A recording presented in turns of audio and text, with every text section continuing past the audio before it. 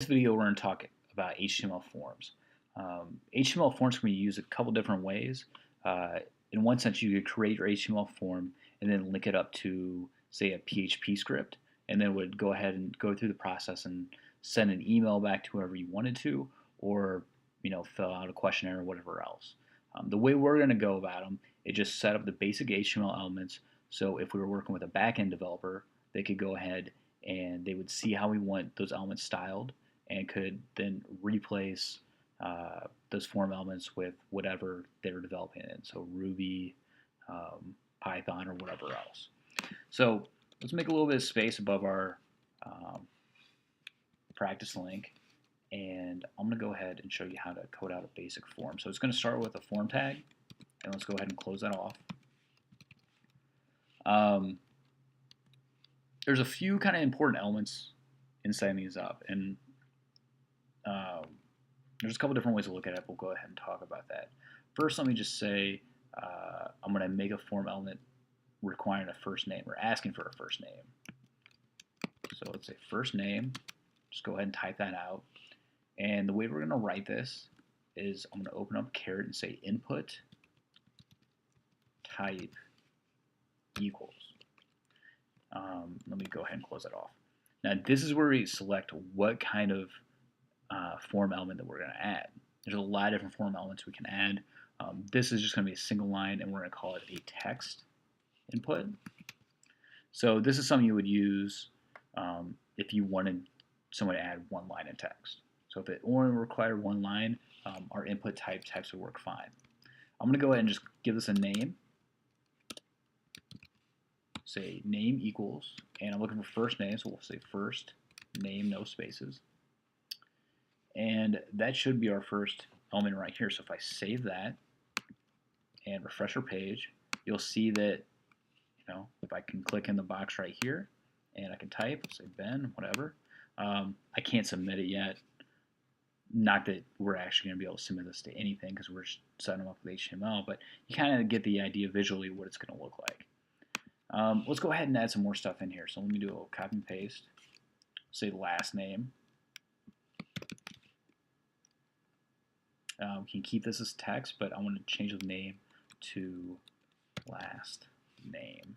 Save that. Refresh again. They go right next to each other. One way to think about organizing these, we can, of course, add a break right here, and that's going to drop the next one down to the next line. This isn't a bad place to use tables.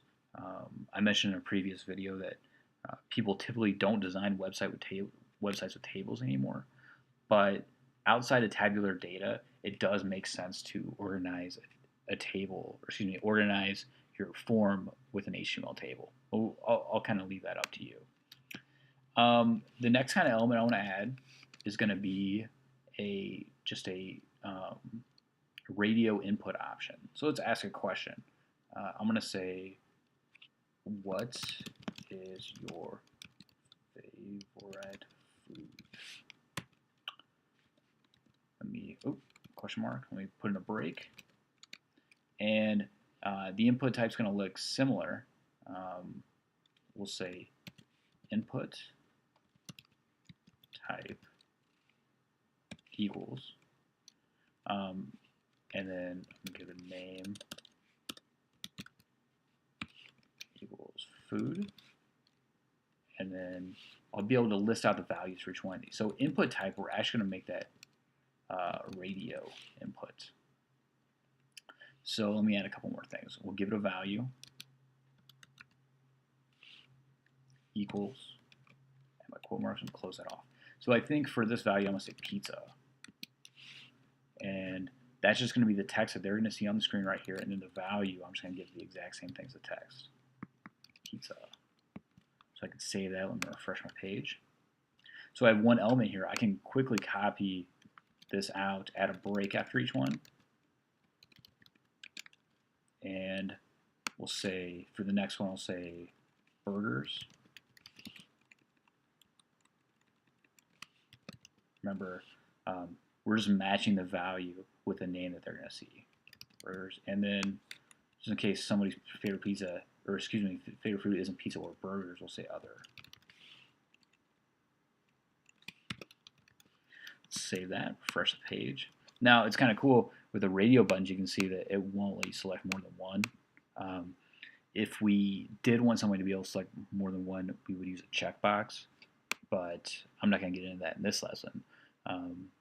If you ever want to find these, you can just quickly Google HTML form input types, and you could find whatever you needed.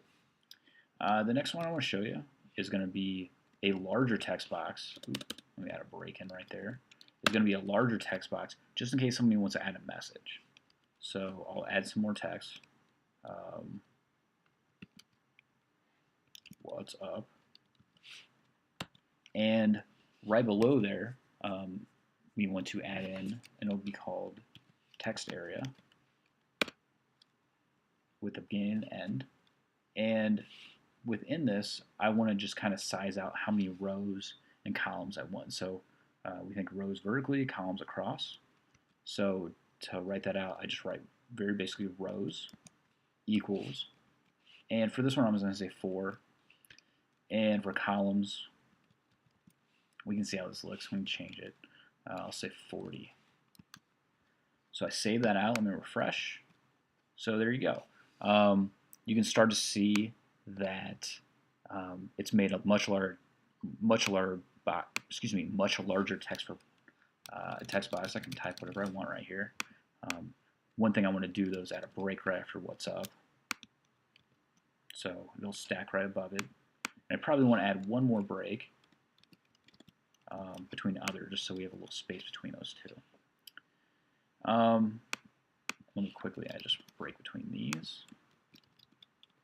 And like I said, I'm just showing you a quick example of breaks, but typically if you're going to want to style this out, you would probably use an HTML table.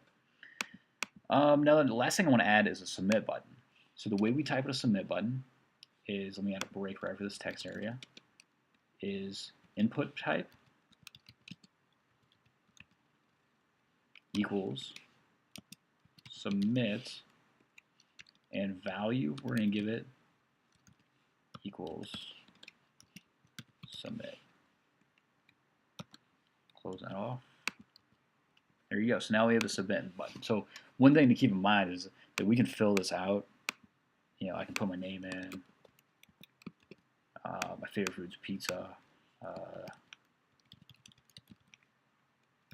And submit it. It's gonna clear out my form, but it's not gonna go anywhere because we don't have it linked up to, say, like a PHP script or whatever else. But this is, once again, just to kind of style out our form.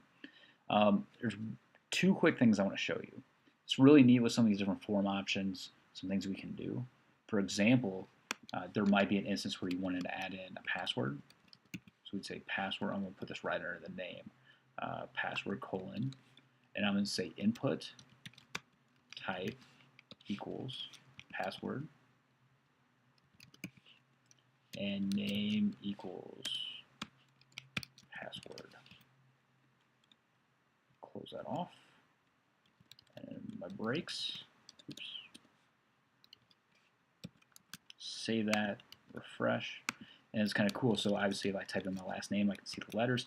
Password will actually just fill those with dots for security reasons. So that's kind of a neat thing you can do.